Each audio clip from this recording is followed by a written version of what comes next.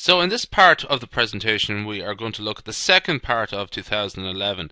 Now we have two matrices here: compute A times B, find a matrix X such that AX equals to B, and find a matrix Y such that AY is equal to A. Right, so I'll just do the first one first. I'll talk about the first one first. So we have A times B. Is that are the dimensions compatible? Something to always check. So this is a 3 by 3, which is to say 3 rows and 3 columns. This is a 3 by 1, 3 rows, 1 column. Are they compatible?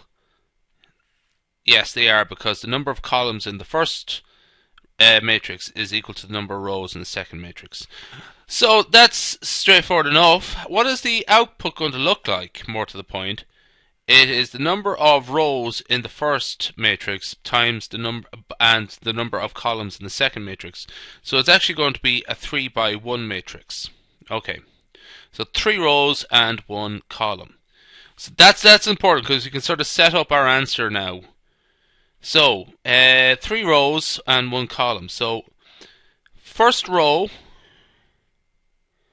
and we're going to leave little blank spaces after each. So I'm doing the first row of A, and I'm going to leave little blank spaces after each number. I'm gonna do a big summation here.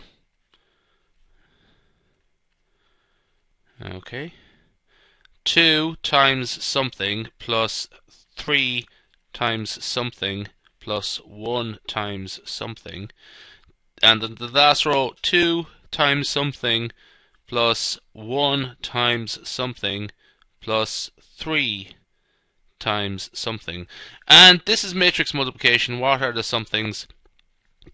The columns from the second matrix. Now in this case there's only one, we're only using the 1 column, and we're only using it once. So we're going to put in, we put in the row, the column values in these places here respectively, in these spots. So this is 2, 4, and 2, 2, 4, and 2, 2, 4, and 2. Now this is a relatively easy matrix calculation. So what is the answer? Let's grab them all up, round them all up. So we have 14, which is 8, 0 plus 8 plus 6 is 14. 2 is 4 plus 12 plus 2. 4 plus 12 plus 2 is 18. 2 plus 4 plus 4 plus 4 plus 6 is 14. So A times B, that is AB there. Okay, the second part, find a matrix X such that AX is equal to B. That is the that comes from the Gaussian elimination part we've done earlier. So this one here, Gaussian elimination.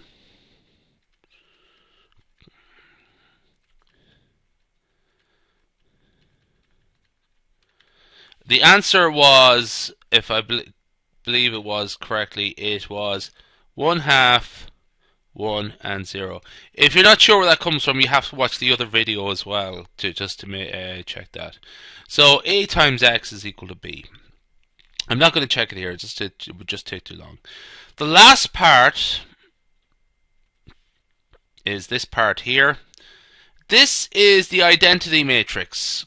This is actually Y must be the identity matrix. The only thing that would make this work is that Y is the identity matrix I.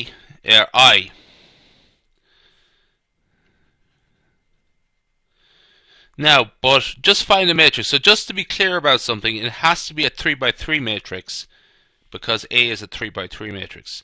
So you can put in the subscript there that it's a 3 by 3 matrix, and you probably might have be advised to actually just explicitly state it there like that, just on the account of the dimensions being an important matter. So that is that question there. 2011, question 10, Zone B.